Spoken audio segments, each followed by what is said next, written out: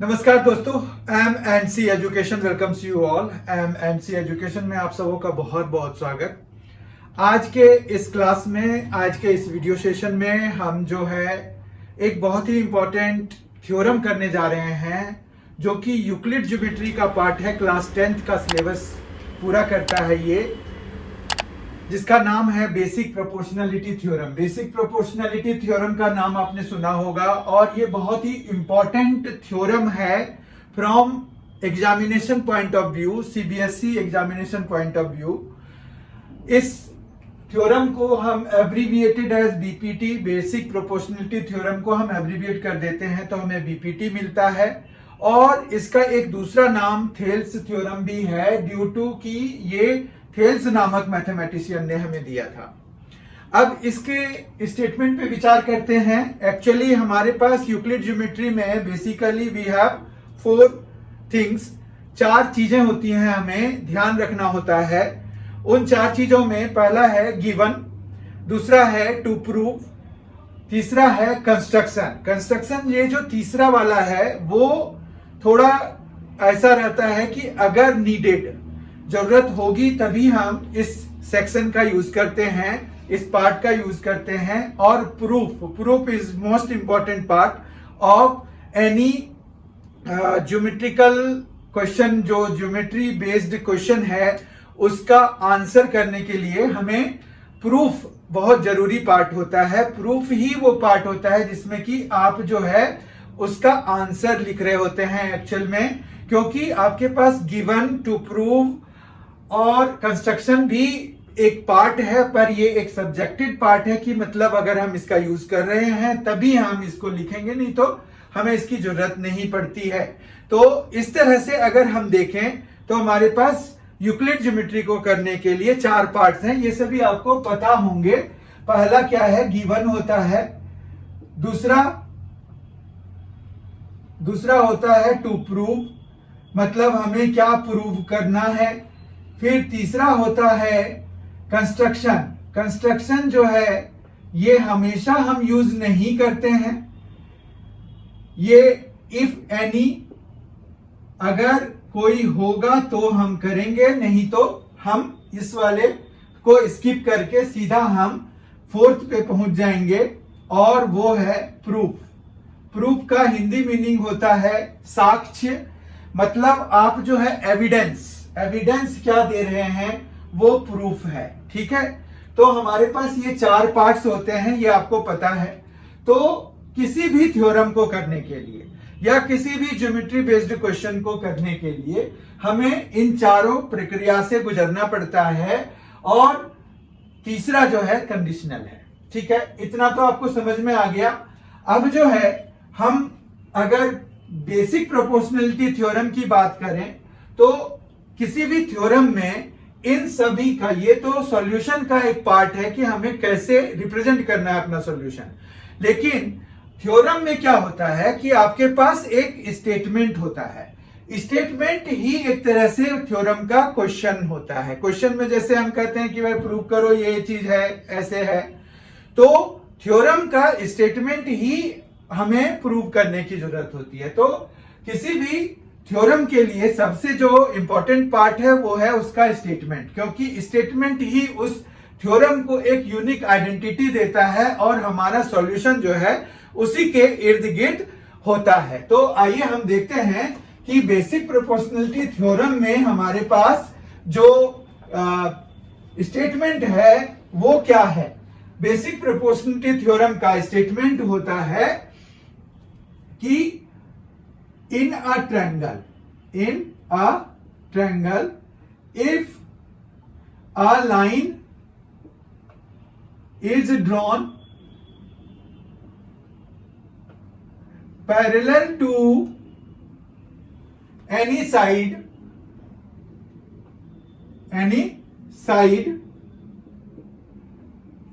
to intersect the other two sides,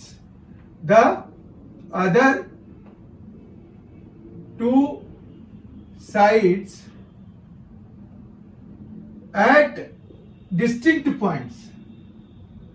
Distinct points, then the two sides are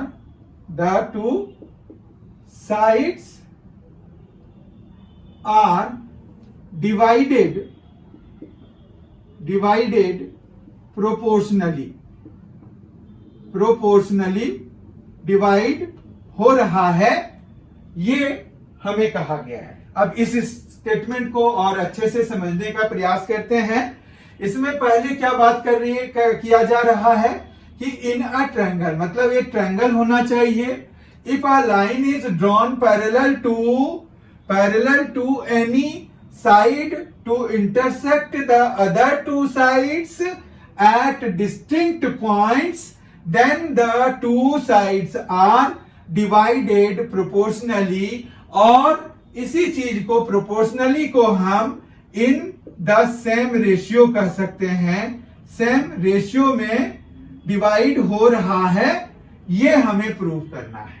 ठीक है, इतना समझ में आ गया होगा कि ये स्टेटमेंट कहना क्या चाह रहा है। ठीक है, तो एक कोई भी ट्रायंगल है, उसमें अगर हम ऐसा करें कि एक लाइन हम खींचें जो कि दो साइड्स को दो डिस्टिंक्ट पॉइंट्स पे कट कर रहा है, इसका ये मतलब हुआ कि अगर आप एक ट्रायंगल बनाते हैं, ट्रायंगल में भी एक लाइन आप खींचते हैं सच दैट ये जैसे दो डिस्टिंक्ट पॉइंट्स पे इंटरसेक्ट कर रहे हैं। तो दूसरा मीनिंग क्या हुआ, मतलब डिस्टिंक्ट पॉइंट यहां देना क्यों जरूरी है? क्योंकि ऐसा भी हो सकता है कि ये इस वाले वर्टेक्स के, मतलब ए वर्टेक्स के थ्रू अगर हम पास करा दें और इसके पैरेलल ही रखें तो वो डिस्टिंक्ट पॉइंट पे टच नहीं करेगा, और जब डिस्टिंक्ट पॉइंट पे टच नहीं करेगा तो डिवीजन की तो कोई बात ही नहीं होगी, बाकी तो फिर आगे का सारा नल एंड वॉइड खत्म हो जाएगा स्टेटमेंट। तो इसीलिए टू डिस्टिंक्ट पॉइंट्स जरूरी है। ठीक है, अब मान रखिए कि हम एक ट्रायंगल ले लेते हैं ABC। ठीक है, इसमें जो है हमने एक लाइन खींचा है जो कि इसको DE पे इंटरसेक्ट कर रहा है। DE दो डिस्टिंक्ट पॉइंट्स हैं हमारे पास। हमें जो प्रूव करना है, यहां पर गिवन क्या है, अगर हम गिवन का जिक्र कर रहे हैं तो गिवन हमारे पास है, गिवन क्या है, गिवन है इन ट्रायंगल ABC ये जो DE है वो पैरेलल टू BC खींचा गया है। बस इतना ही हमें दिया हुआ है। अब इसी के बेसिस पर हम अपना आंसर फ्रेम करेंगे। टू प्रूव में हमें क्या करना है, टू प्रूव में AD by DB is equal to AE by EC हमें प्रूव करना है।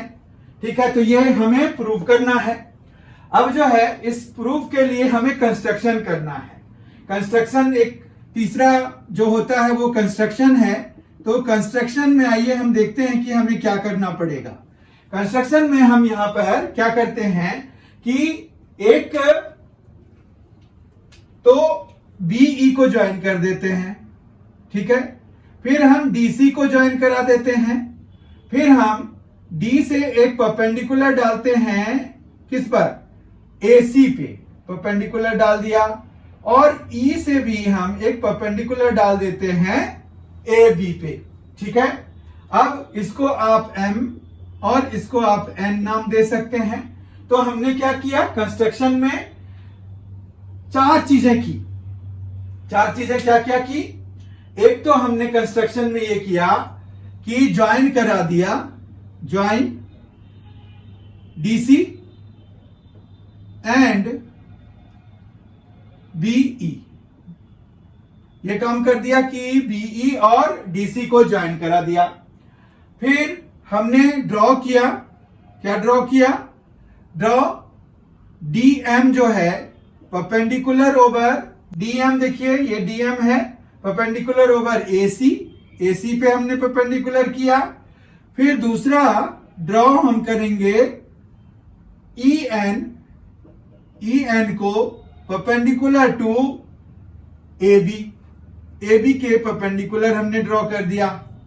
ठीक है, तो ये कंस्ट्रक्शन वाला पार्ट हो गया। अब प्रूफ की बात आती है। प्रूफ में हम क्या करेंगे? प्रूफ में हम करेंगे कि एरिया का कंसेप्ट यूज करेंगे। ठीक है, हम क्या करेंगे प्रूफ में? हम इस वाले ट्रायंगल को, ये जो ADE है, इस ADE को का एरिया लेंगे और उसका रेशियो निकालेंगे DEC के साथ एक बारी, और फिर हम ADE ही लेके उसका एरिया का रेशियो निकालेंगे DE और B के साथ। ठीक है, ये समझ पा रहे हैं आप? एक ये लेना है आपको और एक ये लेना है, और ये सेम बेस पे है। तो हमें एक और नाइन्थ क्लास का एक थ्योरम हमें लगाना है कि area of any two triangles और more than two triangles will be same if their bases are same or of same length and they are lying in between two same parallel lines, same parallel lines के बीच में। तो यहां पर ये parallel दिया हुआ है इसके, तो आपको यहां पर जो है दो पैरेलल लाइंस के बीच में आपके पास DE एक बेस होगा, और ये दो पैरेलल लाइंस के बीच में दो ट्रायंगल्स DEB और DEC लाई हो रहे हैं, उनके एरियाज बराबर होंगे। तो ये कंसेप्ट हम यूज करेंगे। तो हम प्रूफ वाला पार्ट अब देखते हैं कि प्रूफ में हमें कैसे करना है काम। ठीक है, तो प्रूफ के लिए हम एरिया का कंसेप्ट लगाएंगे। एरिया ऑफ ट्रायंगल बताइए क्या होता है? आपको याद होगा, ट्रायंगल का एरिया हम जब निकालते हैं तो हम ट्रायंगल का एरिया में क्या करते हैं? ट्रायंगल के एरिया में हम क्या करते हैं? यहां पर अब हम प्रूफ लिखेंगे। यहां पर हम लिखेंगे area of triangle ADE by area of triangle DEC is equal to क्या होगा? हाफ। अब ADE के लिए हम अभी ADC ले रहे हैं, DEC ले रहे हैं। देखिए DEC ले रहे हैं तो हमें बेस ये वाला लेना है, तो हम इधर वाला बेस लेंगे, तो हम AE बेस लेंगे। ठीक है, AE हमने बेस लिया और इनटू में DM उस पर हाइट है। ठीक है, उसके बाद हमारे पास नीचे वाले के लिए मतलब एरिया ऑफ ट्रायंगल DEC के लिए आप देखिए क्या है, बेस हमारा EC होगा। ठीक है, बेस हमारा EC होगा, जबकि हाइट आप DM ही लेंगे। ऐसा क्यों?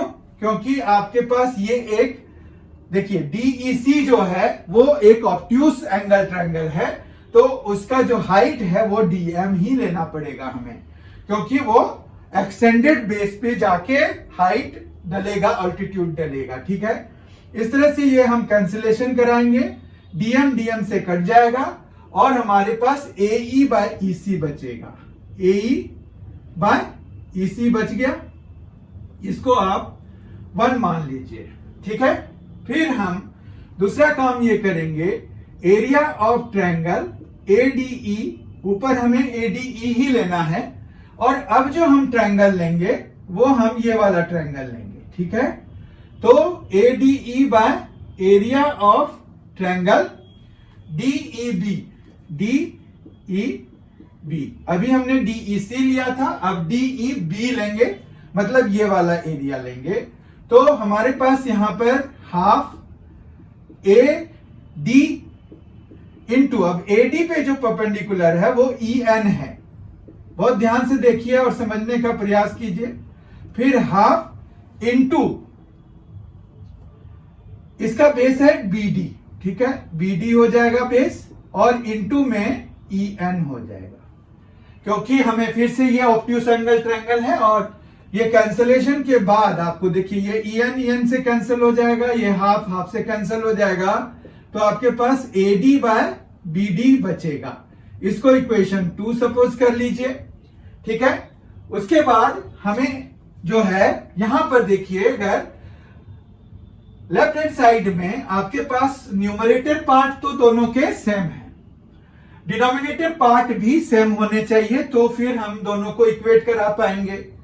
और डिनोमिनेटर सेम है क्योंकि आप एरिया ऑफ डीईसी और area of DEB, DE base पे दो ट्राइंगल्स लाई कर रहे हैं और सेम पैरेलल के बीच में लाई कर रहे हैं, तो इस तरह से उनके एरियाज सेम हैं। तो लेकिन हम डायरेक्टली ऐसे तो नहीं लिखेंगे कि भाई दोनों के एरिया बराबर हैं, तो हमें उस थ्योरम का रिफरेंस देना पड़ेगा। अपनी मर्जी से हम यहां पर नहीं लिखेंगे, ठीक है। तो हम लिखेंगे क्या, we know that areas of two triangles on the same base and between the same parallels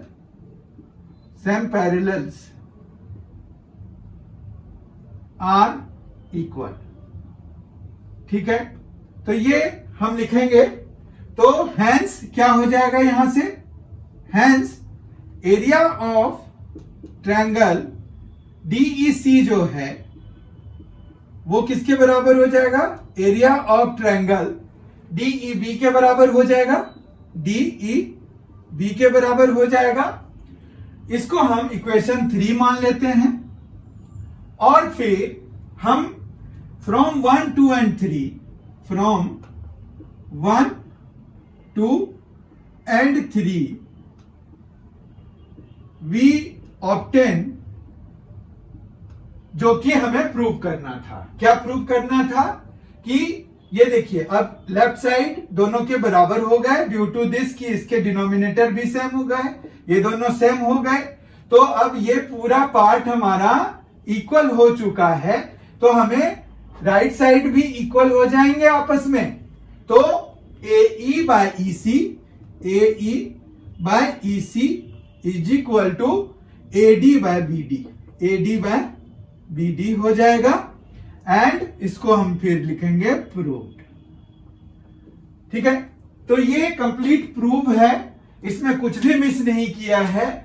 तो आप वीडियो को पॉज कर करके इसके एक तरह से नोट्स बना सकते हैं, और नहीं तो समझने के लिए ये वीडियो बहुत ही बेस्ट है। आप इसको एक बार ही देखेंगे तो आई एम 100% श्योर कि आपको ये समझ में आ जाएगा कि फंडामेंटल है क्या बेसिक प्रोपोर्शनलिटी थ्योरम का। फिर इसके बेसिस पर जो क्वेश्चंस आते हैं वो क्वेश्चंस इजियर ही होते हैं, इजी वाले होते हैं। तो वो आपको थोड़ी थोड़ी प्रैक्टिस से पता चलेगा कि उसके बेसिस पर क्वेश्चन कैसे से आते हैं, या जब हम क्वेश्चंस डिस्कस कर रहे होंगे तो वहां पर हम बीपीटी लगा रहे होंगे। लेकिन बीपीटी का सीधा सीधा यही मतलब है कि किसी भी ट्रायंगल में अगर हम ऐसे लाइन खींचते हैं किसी भी साइड के parallel to intersect the other two sides, divides the other two sides proportionally. ठीक है, आई होप कि आपको आज का ये वीडियो सेशन पसंद आया होगा। अगर पसंद आया है तो जरूर लाइक कीजिए, M&C एजुकेशन चैनल को सब्सक्राइब कर दीजिए, बेल आइकन प्रेस कर दीजिए ताकि आपको इस YouTube चैनल पे M&C एजुकेशन YouTube चैनल पे जो भी वीडियो अपलोड किए जाएं उसकी जानकारी तत्काल मिल जाए। और आप इसको जो है शेयर भी कर सकते हैं अपने दोस्तों के व्हाट्सएप ग्रुप पे, अपने दोस्तों के साथ, अपने फैमिली मेंबर्स के साथ, या जिनको भी जरूरत है। तो बहुत ही जल्द हम अगले वीडियो के साथ फिर आपसे मिलेंगे। तब तक के लिए thank you so much for being with us. Thanks a lot, enjoy yourself.